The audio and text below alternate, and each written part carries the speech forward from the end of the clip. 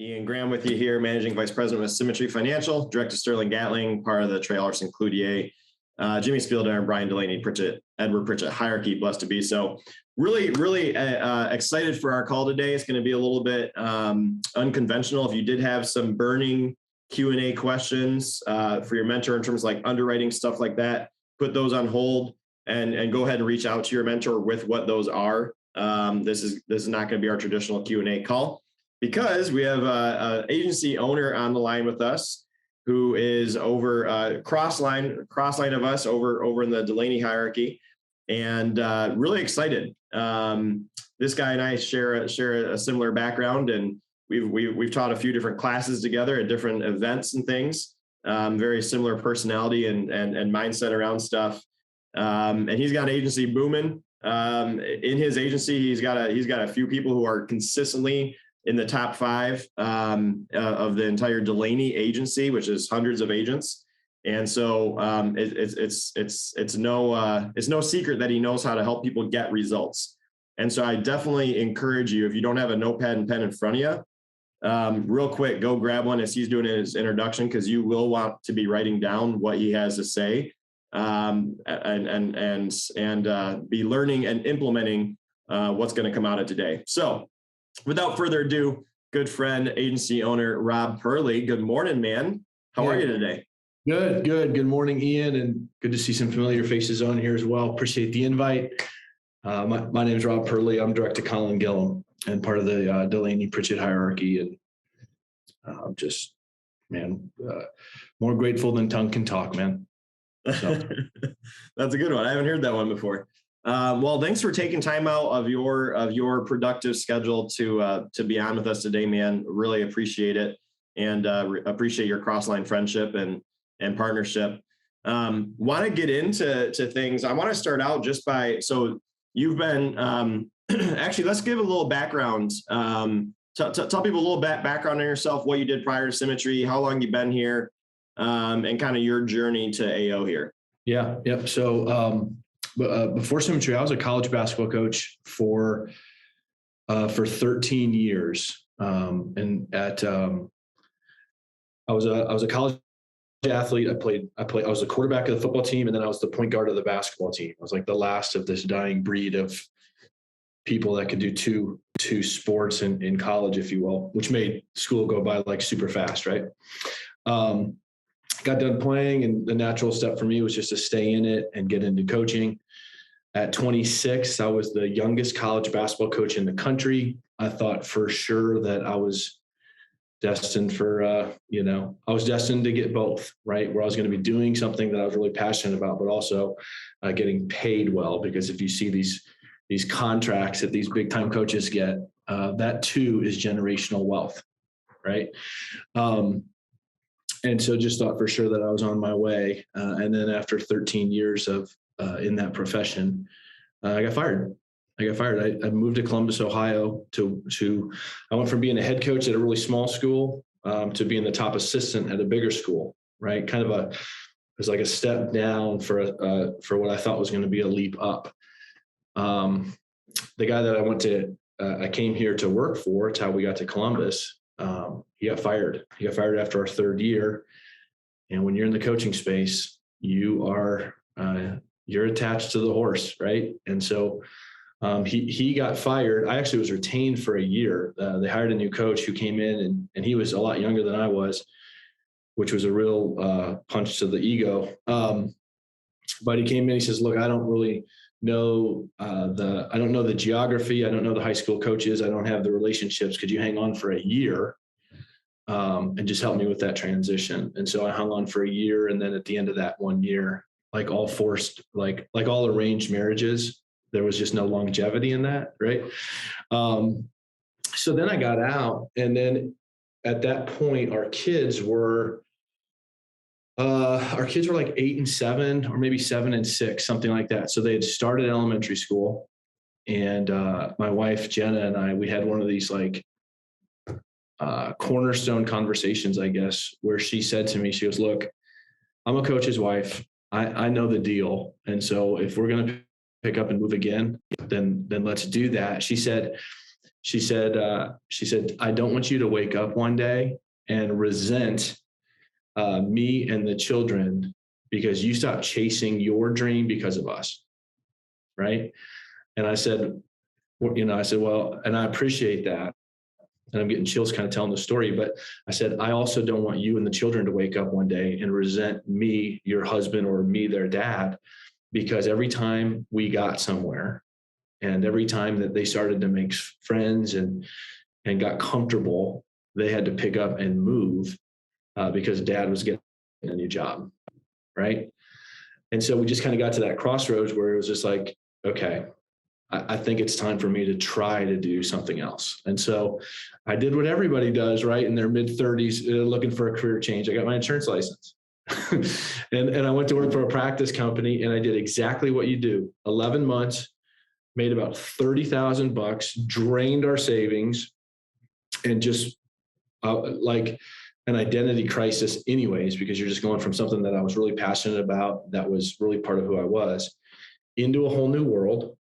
Right. And then it was a whole new world in that broken insurance model that we know that we're set up to disrupt and all that. And so I was there for 11 months, did not see any results at all. But fortunately, I worked with a guy who had left, and I ran into him at a birthday party. And he was just like, "You're getting ready to quit, aren't you?" I said, "Yes." And he said, "Hey, before you do that, you should come in next Friday. We're doing a corporate overview. You should come in and listen to it. And if you don't want to come in and listen to our corporate overview, just come in and watch me dial." He said, "Just come in here and just watch me dial." And so I did not go to the corporate overview, but I did go over to watch him dial. And I saw him book like 10 appointments in like 3 hours.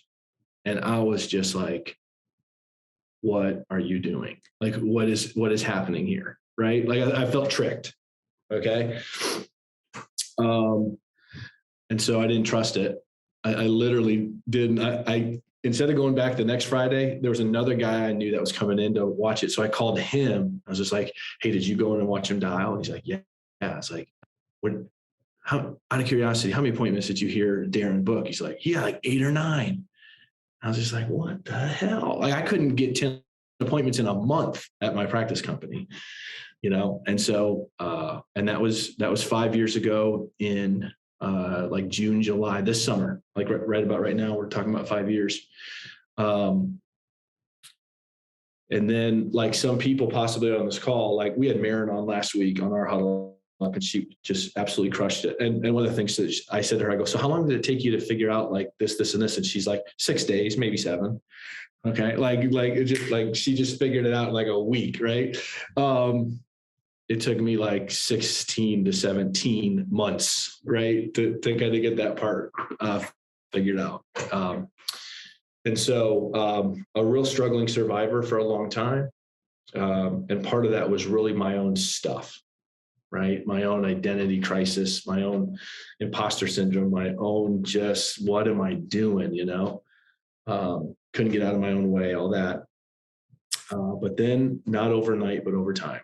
Right. Started building back some confidence, and then started figuring it out and started building a team. And then you find one, and then you find 2, and then you find 3. And, you look up after some time and you're like, whoa, things got different quickly. At least it feels quickly now, although we know that that was a long process. Right. So yeah, that's awesome, man. I love it. So I had a question I was going to ask you further in, but I think this is a good time for it now. And I'm just going to bump it up into my list of questions here. Because you said it took you a while, 16, 17 months to kind of figure things out.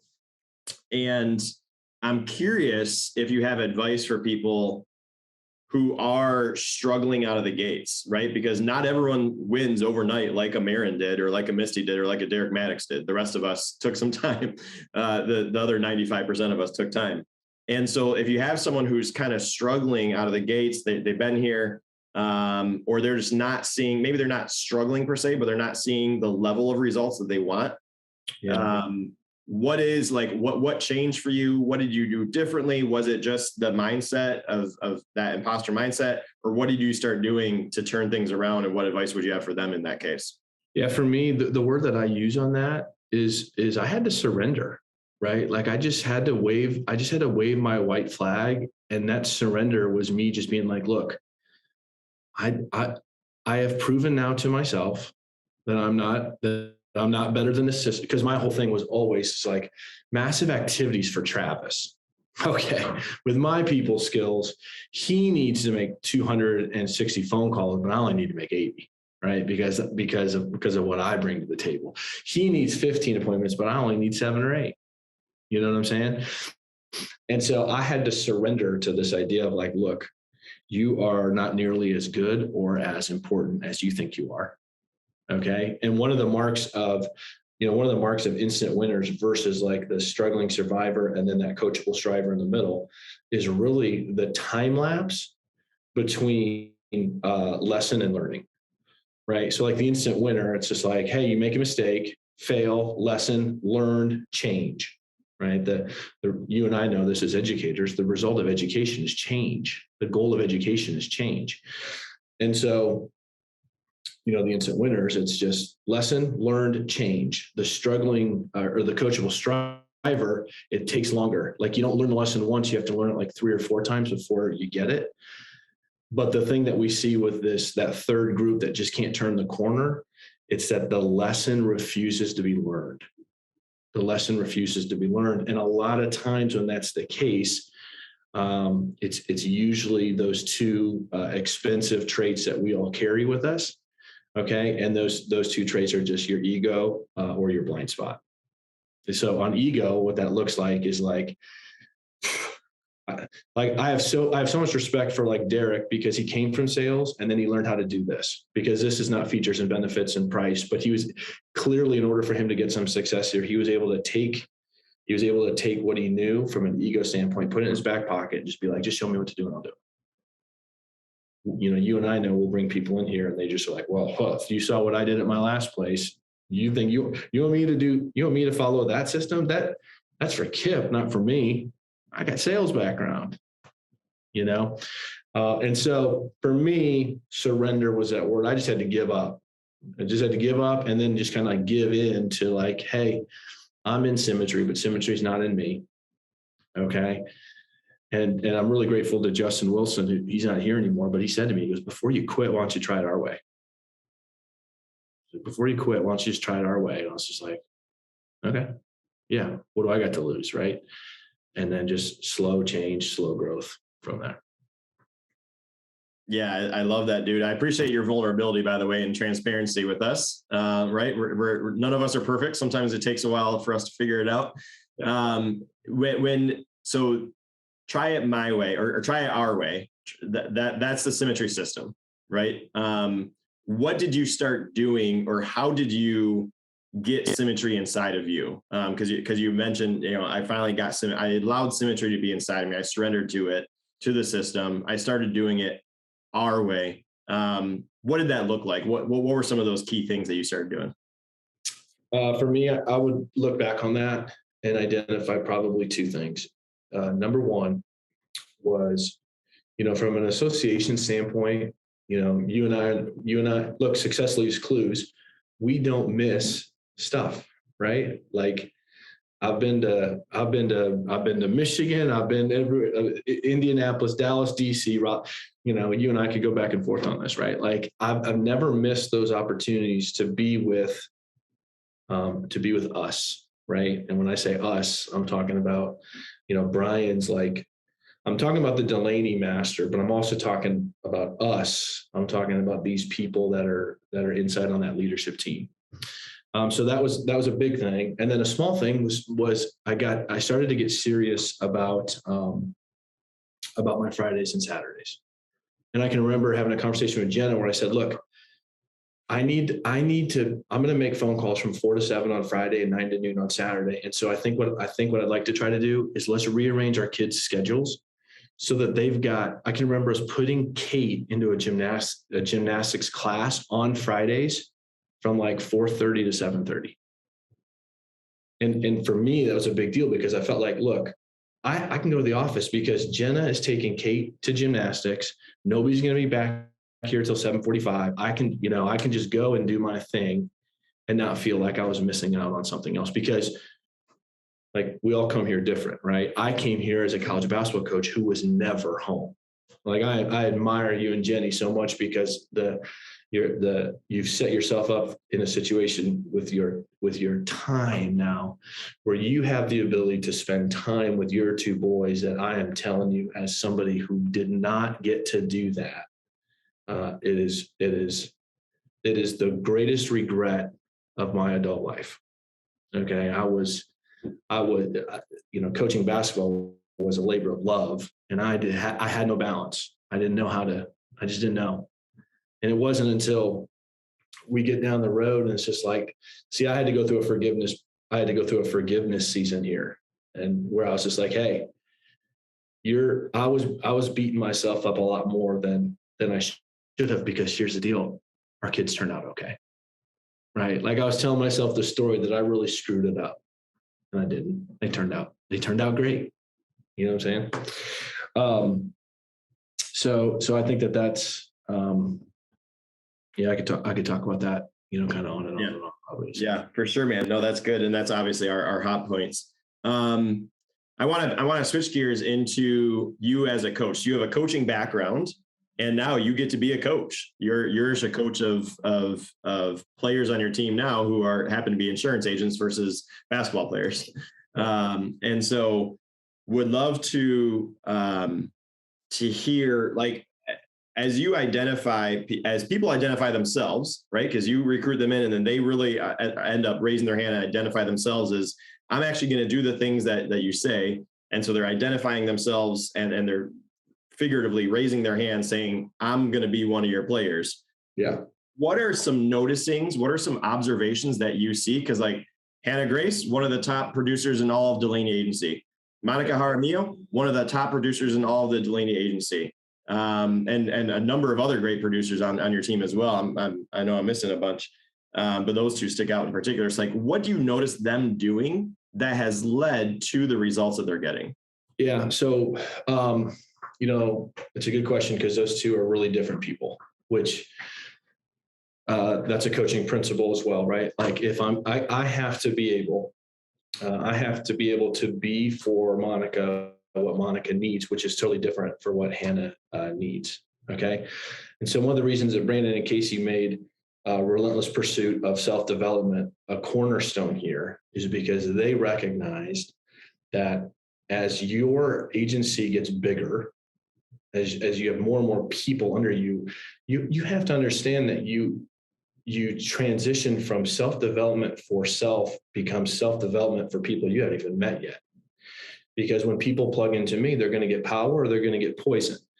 And I got to make sure that I got myself right, so that if you attach to me, right, you're not getting a virus. If I look at my cell phone, it's like if you attach to me, your battery goes up, versus if you plug into me, all of a sudden you've got a virus issue.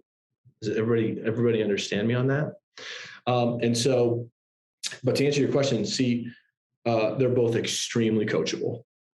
Okay, so I have plenty of struggling survivors on my team, where at the end of the day, it's just like, and I could be better at this, right? Like I've operated for a long time under the guise of, when the student is ready, the teacher will appear. Okay. And I could do a better job of stepping into those bubbles and being like, hey, you're not ready, but if I don't say anything now, it's going to be too late. I've probably failed some people in that regard.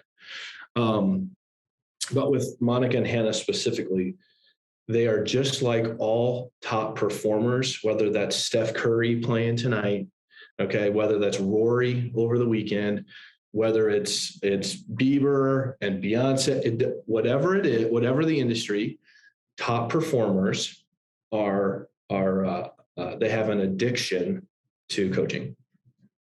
And look, you and I are the same way. Top performers just have this like desire, need, want for accountability. And when they don't get it, in all reality, when they don't get it, they get a little bit needy, right? Like some of the issues I have with Hannah and Monica, Hannah's just like, well, how come Monica got that and I didn't get that, right? And I tell Brian about it, and he's just like, oh, that never goes away. I got Tim being like, well, hell, if I had as much access to you as Jordan did, I'd be 120 already. Like those high performers, that never goes away, right? So that would be the one thing, right? It's just this, they really seek to be coached. That's so important. And man, I'm guilty as charged too of what you said. Like sometimes the people who aren't, we can be too passive as coaches and like, hey, if the student isn't ready, I'm not appearing, right? Because we're looking for the people. I tell everyone, I'm looking to not have to motivate you. I'm looking to work with the motivated you. And if you're not motivated, like, what am I going to do for you? I like motivating though. But calling them on it. And I think that goes back to setting clear expectations up front, early and often. Yeah. And this is what it takes to win, right? We have a very easy blueprint to follow. The difficulty is actually disciplining yourself to follow it. So this is not easy to get results because it's not easy to discipline and to hold yourself accountable. But the actual blueprint to be successful here is super easy. Like, I don't think anyone would argue with the fact you just need, it's like 20 to 30 hours a week to be insanely successful. And so knowing as a coach, this is for the coach out there, knowing as a coach to call them up early and often, if we notice that they're not doing those things that they committed to doing, we can't only rely on them coaching themselves or holding themselves accountable. We also have to touch point with them for a period of time, right? Like 2, 3, 4 times if you reminded them what they need to do and then they're still not doing it, now that's on them. But great point, man. Good stuff. Let's pivot then over into team building. That's one of your strengths, is nurturing the relationships, from mentor to coach and from cross-line, players on your team and building that team culture. How have you been able to do that effectively? Like, what are some of your secrets there? Yeah. So I think a couple of things. I think that trust creation is everything. Okay. And as leaders, as coaches, we should be looking at trust creation under the parameters of this investment dividend equation, right? Like, I'm going to get the most because I give the most first.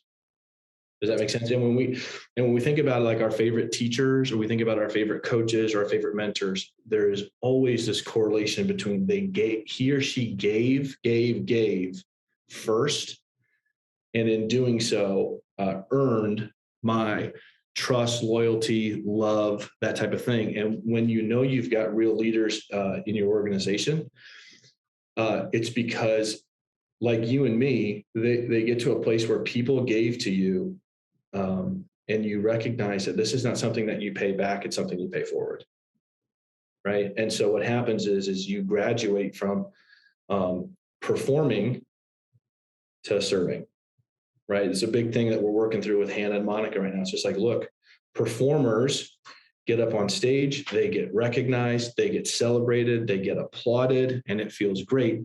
Leaders in the dark, in the shadows, doing stuff that nobody knows, having conversations in private, and you're working in the shadows instead of being recognized in the spotlight. And it's really hard. It's really, like, so for you and me, so here's the thing. You, myself, and Jordan, there's some unconscious competencies that we bring to the table because, look, we were never these big time producers that like were dripping with accolades because of what we were able to put on the leaderboard, right? Super hard, super challenging, right? For the Hannahs, the Monicas, you've got some in your organization, same thing. It's just like, can you be glorified on this side, performing now?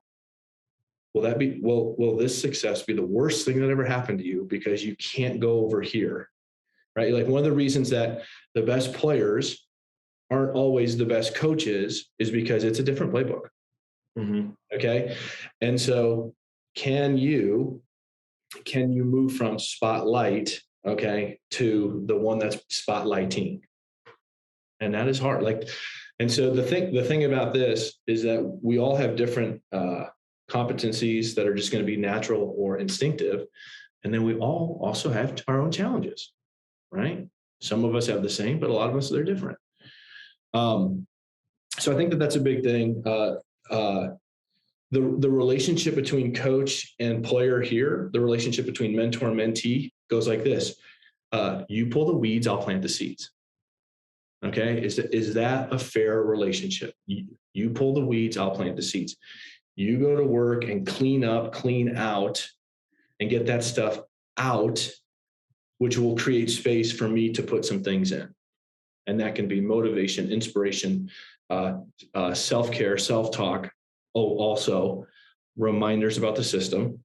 Okay. Invitations to associate. Right. You pull the weeds, I'll plant the seeds. And that's really where the relationships start for me on our team. And the ones that refuse to pull the weeds, that's easy. It's just like, yeah, if you're not going to take care of your own garden, look, there's no room. There's no room for me to come in here and give you anything. That's so good.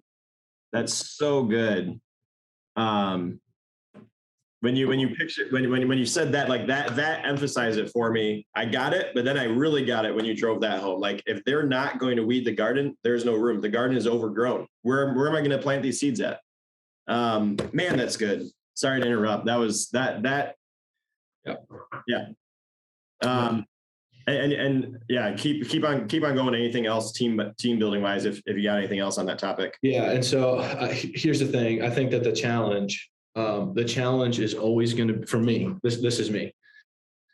The challenge is going to be, can I go one step deeper with my people than anybody ever has before? Okay. And if we think about those people in our lives, we would say that that's true too, right? Like Brian was just here Thursday, Friday, Saturday, and he has gone deeper. He's like, I've only had two people in my life like that: my college football coach and Brian, where they have gone deeper with me, one step further than anybody else ever has, right? And I know how I feel about them. Okay, I know what type of a connection that created. And so, like I said earlier, like you don't pay it back. It's got to go forward, right? And so that's always the challenge for me: is can I go one step further or deeper with my people than anybody ever has before? Because I think if you do that, you want to talk about building is putting an insurance policy on your insurance business. Get to a place where you can go one step deeper and watch how they'll never leave you. They'll never leave you. Yeah. And a couple things on that. It goes back to them needing to be coachable, right? You've identified your top people are just ridiculously coachable, because if they're not coachable, if they're not seeking your guidance, if they're not seeking your mentorship, then they're not allowing you to go that one step deeper. So you can't operate at your full potential if they're not willing to operate at their full player potential. And so is that hand-in-hand relationship there that we're talking about. And then the other thing is, I want to point out, when you talk about going one step deeper with your people, like sometimes we're a cheerleader for our people and sometimes we're a coach. And those look two very different things. For sure. When it's talking about one step deeper, it's not like necessarily making them feel good about themselves and patting them on the back, right?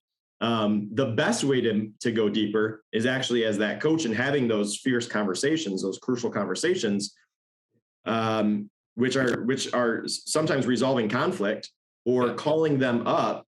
And it's very uncomfortable at times for Brian to have some relationships he has or conversations with us that he has. Yeah. And for us then to have that with our people, right? Like when you talk about going one step deeper, what are those conversations like? So first of all,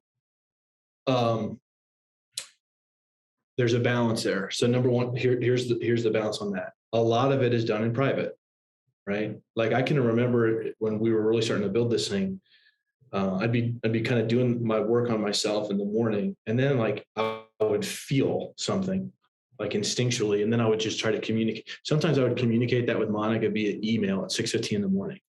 And all it was me just being like, hey, I just want you to know that And then it's just like appreciation, gratitude. I see you. I see you. I recognize, I appreciate, like I'm really good at in private telling people things that they aren't used to hearing, but then I'm also good at doing that in front of people as well.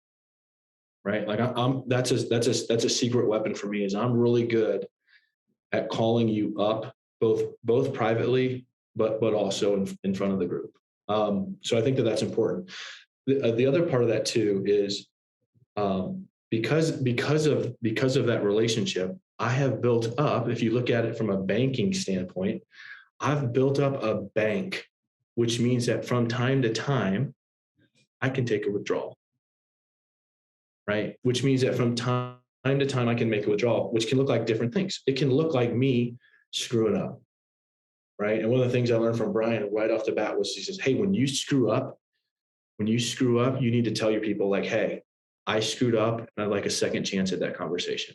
The number of times that Monica and I, or probably more recently, Hannah and I have had a conversation that was like fierce, right? And then over time, like I could go back to her and be like, hey, I want a second chance at this part of that conversation, because if I'm truthful with myself, I could have been better there. Right. You just build up that bank so that you just give yourself some space so that you don't have to be perfect. Like, I don't know about you, but one of the things that's really hard, the higher you climb in this company, see, the part about climbing that's tough is that higher altitude means thinner air. Okay. Higher altitude means in a lot of ways, less room for air. Because like any ladder, step by step to climb it, one misstep to fall. Everybody feel me on that? And so you're going to want to make sure that those relationships are right and tight so that when you slip, you don't fall. Okay. Slips don't become that. I think that's some of Brian's language there. Slips don't become crashes. Awesome, man. This is such good stuff. This is great stuff from both perspectives of how to be the right player to get the best results and how to be the right coach to help them get the best results. And one way I think that this might help people see this too is you got like, this is such an easy comparison for me. The question is from a leadership standpoint, am I a magnet or a tax? Right? Like, am I being magnetic as in I'm bringing people to me? Okay. Or am I being a tax on my people, which means that every interaction, conversation with me, there's just a little bit more that has to go into it. And if I'm a producer, it's the same way. If you're magnetic, when you call, like if you're magnetic and you call Marin, she's like, hey, I'm looking forward to talking to this person. They're magnetic. If you're a tax, when you call Marin, she looks at that and she's just like, ugh, I got to take this thing. Right. And so we both sides of the equation. Am I being magnetic or am I being a tax on my people? If I'm a producer coming up, it's just like, am I being magnetic to my upline or am I being a tax on my upline? Yeah. Because it goes both ways. It right? goes both ways. Yep, for sure. And sometimes with my people, I have to have that conversation with them where it's just like, hey, Ian, real quick. I just want to make sure you hear me on this, but this relationship is starting to sound like I'm a punching bag and you're a fighter. Okay. And every time that's the context of our relationship, I'm going to be a little bit less fired up to answer your phone call because I don't like getting punched. Okay. Is that fair? And it's just like, yeah, I get that. And I'm sorry I've done that. Yep. Right. And bringing it to their awareness, because it's not like they're intentionally treating you like a punching bag. It's just they're not understanding that relationship. And I think because, Rob, a lot of people haven't worked in a situation where they have a business partner as a coach. They've worked in a situation where they have a manager as a boss. And a business partner as a coach is much different than a manager as a boss. And so they're used to griping or complaining or being negative, around the coffee station with the coworkers and blah, blah, blah, woe is me, versus like, dude, you're a 1099. I'm a 1099. Like, you don't work for me. I don't work for you. Like, we don't need each other. We're in this together to elevate each other and to level each other up, not just to complain about this, that, and the other. We can take that elsewhere. So yeah, and I was just talking about this with Hannah on Friday. She's got a guy in her downline that's really wearing her out. All the stuff that we see, right? B1, B1 leads. I'm not getting yours. I need more. Like all the stuff that we see, right? And one of the things that I used to say to her all the time, and so I said to her, I go, hey, let's think back to some of the things that I've said to you, and like I'll say to Hannah, I go, just real quick, do you want me to kiss your ass and tell you what you want to hear, or would this be an opportunity where I could tell you what you kind of need to hear right now? And every time, especially high performers, every time it's going to be, all right, tell me what I need to hear, right? And then it's just like, okay, now that I've got permission, and that's really important in the 1099 space, right? And it's just like, hey, do you want me to tell you what you kind of want to hear, which or would you like to hear what you need to hear right now? What's kind of best for you? And I've had times where Hannah's she'll be like, just tell me what I want to hear right now. Tomorrow we can do what I need to hear. It's like, okay, all right, cool. That's fair. Right. That's fair. So, hey, here's what you want to hear right now. Yeah, B1 leads suck. It's not your fault, but we should circle back on this tomorrow. Right. So I think that that's a big thing. And then something I wanted to say earlier that I didn't, it's we've got to get to a spot, and I'm talking to Derek and Kim and Misty and Marin and you, of course, it's whatever gets appreciated will always appreciate. Whatever gets appreciated will always appreciate. And so seeing people win, and we know this as parents, like we are so quick to catch our kids doing something wrong, right? And if we could just be better at catching them doing something right, and what gets appreciated will appreciate. And it's no different here. No different. This is such good stuff, man. Really glad we had you on. My goodness, I want to keep going. I got another 16 minutes before our new agent orientation call. Would love to, man, that's good. So much quality stuff. Would love to open it up to our AOs to begin for some Q&A if they got anything for you, Rob. Kip, Marin, Derek, Misty, if you have anything that is on your mind that you feel like would be valuable for Rob to dig into with us. Obviously, he knows what he's doing from a coaching standpoint. Would love for you to ask any questions. So go ahead and unmute. First off, Rob, appreciate you hopping on in the morning. Hey, my question, good morning. My question is, how have you created voids in your organization to delegate responsibilities for like future leaders to step into? Yeah. So this was natural for me because in the college basketball world, you would build a staff with the idea of they were all going to go get their own programs someday. Right. And so one of the things that we've done here is that my language on this, Kip, is learn how to lead my team so you'll know how to lead yours. Okay. When we were at our peak was when Travis was still healthy, and so we had Travis and we had Monica and Hannah, all three going.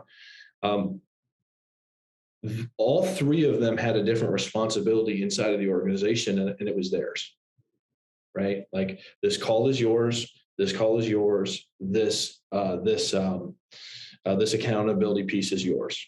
Okay. And what you're doing is you're operating under this assumption of like, look, learn how to lead my team with me as the safety net. So I'm going to be right here. Okay.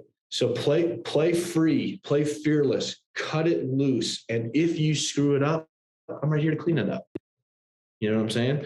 But learn how to do it with me. Right. And look, there were plenty of times, especially with Hannah in the beginning, she'd be running a call and it'd be tough, rough. She was missing it because just out of inexperience. So like, it's okay. That's what I'm here for. Right.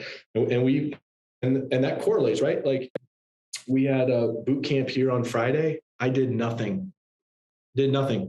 right? Like Monica and Hannah did the corporate overview. Brian did the training with a lot of the training with Monica and Hannah. It's just like, when it comes to corporate overviews, you are at a place in this business, Kip, where you don't need to give them anymore. It's not about can you run a corporate overview, it's can you rescue a corporate overview. As in somebody else does it and they just miss the good stuff, right? They sell it too hard, right? Or they don't hang out in the areas that are necessary so that like, hey, I got a couple things to end the call. And I recognize, hey, we really missed telling Casey and Brandon's story. And so I'm going to go in here and try to get that hit at the end. That's just like a small example of that, right? And I'll give you some notes on this around building trusting teams. If you want something to survive you, you have to have others that believe in your cause. Right. And y'all get it because you're part of Jimmy's organization. If you want something to survive you, you need others to believe in the cause and they'll take care of each other. Okay. So I hope that helps. That's awesome, man. Maren, Derek, Misty, Kip, question number 2.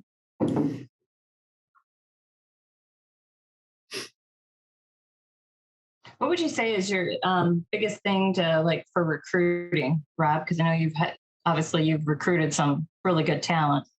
Can you tell us where you're recruiting at?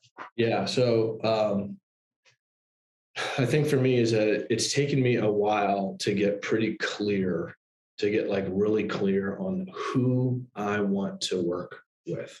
It's a big part of what we talked about this week with Brian being here is just trying to identify. And the longer you're here, the more clear you get on this. And the wider your organization, the more picky you get, right? Because Ian and I, no matter how big this thing gets, it's not like the days get longer. It's not like, oh, you got more people on your team, we'll just give you more time, right? And so as it gets bigger, you get more particular about who gets that resource, your time, okay? And so that can change, right? In the beginning, it's just like, hey, I'll let anybody try it on. Devin used to say to me all the time, he's like, I'll look at a polo in the store and I'll look at it and I'll be like, man, that is going to fit. That's going to look good. And then I try it on and Cheyenne's like, don't ever know. And there's other times that I'll look at something and I'm like, this is awful. And then I put it on and it's just like, hey, this actually works, right? And he goes into his recruiting that way. One of the reasons their numbers have been really high is that they've got an attitude around look, we'll let you try this thing on. Let's try this thing on and see if it fits, right? And they're not wrong. So for me, getting kind of right and tight around what I'm looking for, so that when the old adage is, it's not I'll know it when I see it, it's I'll know it so I see it.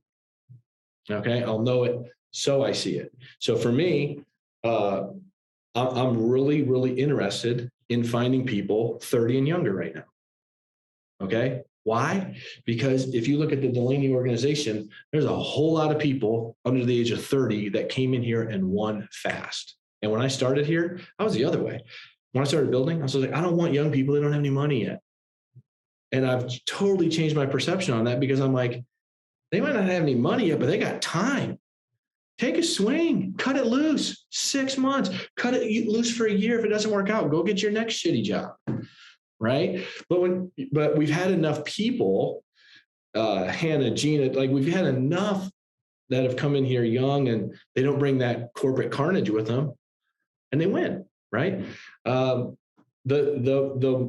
work from home mother, right? Super attracted to that, right?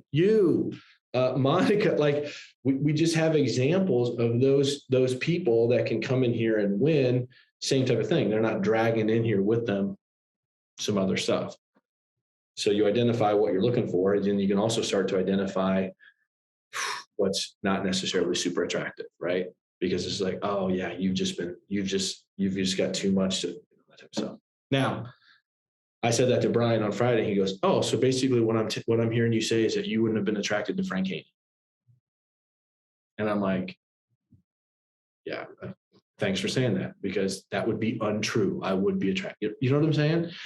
So I think getting some clarity on what you're looking for is super important. And then I think in the interview process, being just super clear about here's what I'm looking for. And if you can't do that, that's okay. That's okay. I'm just going to move on to somebody that can. But just just being really clear about what I'm looking for. That's so good because it goes back to the clear expectations again.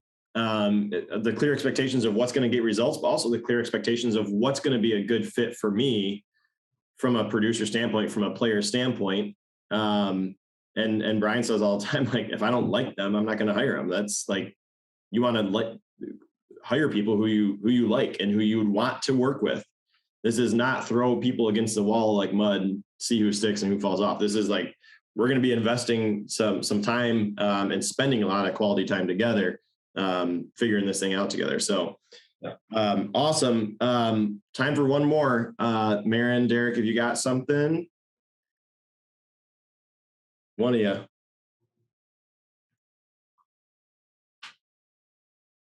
If not, that's cool. Kip's got two. Cool, go for it. I thought you were itching. Let's go, Kip. I'm gonna give him some time, but one more question. Rob, so you got a really good, strong admin, and she does a really good job of helping your team. How have you leveraged admin to help you like manage energy in your team, onboarding processes? Like, how are you using your admin to facilitate your team? Yeah. So, and this whole admin piece, the first time that we saw it in the hierarchy where it worked went all the way back to Edward and Casey. I heard on a national call, Edward talked about he was Casey's base shop mentor like 11 years ago. And one of the things that Edward said there in that conference call was he said the things he learned having that type of access to Casey was significantly more valuable than anything that he could have gotten in the present in terms of lead credit or cash. Okay. So I want to say that finding that base shop mentor where you can be like, look, I want you to be right here learning how to do it with my team so you'll know how to do it with your team. That I think that is super, super important. I think you have to understand that those relationships though will take some time. Okay. They will take some time. Here's a mistake I made was when we started with Emily in that space, I didn't pay her cash. I paid her in lead credit. It's a huge mistake. Okay. If you're going to have somebody as your, let's say your base shop mentor, one thing I would challenge you to think about was just this conversation around, if I compensate you on Friday, that compensation is not for your leads. That compensation is to throw gasoline on your lead purchase that you're already scheduled to make. Does that make sense? So the mistake that we've made here is we'll be like, okay, 10 hours a week, $15 an hour, here's $150 in lead credit. And they would take that $150 and then they would buy leads. They'd buy $150 worth of leads because they'd be like, oh, I'll just get leads for the $150 and trade it. No. You still get your 150 or 200 or 250 or 300 and let this be gas on top of that so that you can increase your resources so that you can increase your fail rate so that you can get there faster. That was a mistake that we've made over time. Does that make sense? Does that make sense, Kip? If we're going to compensate you, base shop mentor, whatever, that money has to be in addition to what you're already doing. It can't supplement what you're doing. Does that make sense? If I could go back in time, that would have been a thing that we changed. Yeah, it makes plenty of sense. More like an accelerator through the learning curve rather than just a replacement. Yep. And just being really clear on that. That's really good. Takeaway for us leaders. That's good. Awesome. Rob, appreciate your time here. Want to close down with this because you had mentioned earlier what switched it for you was association, and what you notice in people in the top producers is the coachability, and like you call the play, they do it. You call the play, they do it, and they get results because of it. And so I want to tie that in with that association. Like, what play are you calling for anyone who's in the Midwest? What play are you calling for next Wednesday? And for everybody, what play are you calling for August? Yep, absolutely. So join Ian and I know, and I don't know who else. We'll be in Indy, right? Next Wednesday. Is that next one? Yeah, next Wednesday. Look, the boot camp in Indianapolis is important or special to me because it was at that in March of 18 where Brian was still at a place in his business where he was giving corporate overviews. Okay. Like Jimmy and Ayers and Sicily hadn't like broken out yet or anything like that. So Brian was he wasn't given the overview. He was doing the cash flow quadrant. Okay. And my father is a private practice dentist. Okay. And I heard Brian give the cash flow quadrant in a way that it was the first time. And I'd heard of it. I'd been in the room for it before, but he had communicated it in a way that I was just like, I get it. Right. And I left that event being like, as I said earlier, the objective of education is always change. And I left Indianapolis having learned something that changed my business. Right. And when we think to Denver, I was just telling this to Brian on Friday. Ian and I are cut from the same way. We started in June and we were in Raleigh like 6 weeks later. And we were both in a situation back then where we probably like, I don't know about Jenny, but Jenna was just like, wait, hold on. You're going where? It's going to cost what? For who? And if this company's so good, why aren't they flying you out there for it? Yep. Right. And so like, you go to those events and we've never missed them, Ian, but you go there because this thing is not taught, this thing is caught. Okay. And you go to those things to hear something and feel something, right? And it doesn't matter if you've been here for 5 weeks or 5 years. Okay. That evolution isn't going to change in terms of like, hey, what do I need to know next? What do I need to feel next? Right.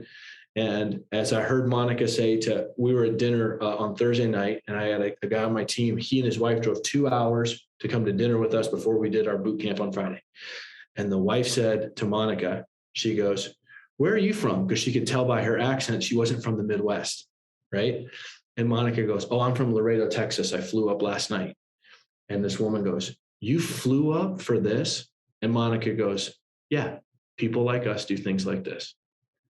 And Brian and I were both like simultaneously, it was just like, wow. And so I'll leave you with that, right, Kip? Whether it's Indianapolis, Denver, boot camps, people like us just do things like this.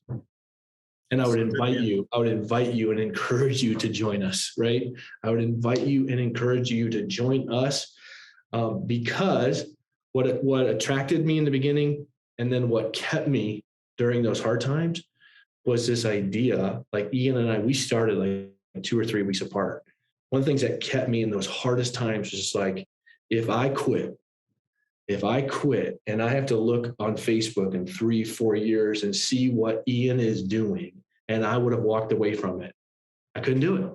Literally, it was one of those things. I was just like, I can't walk away from these people. And so I would just encourage you and invite you to get yourself there and then get yourself there as into a position where you can sit at the table with those that have done the work.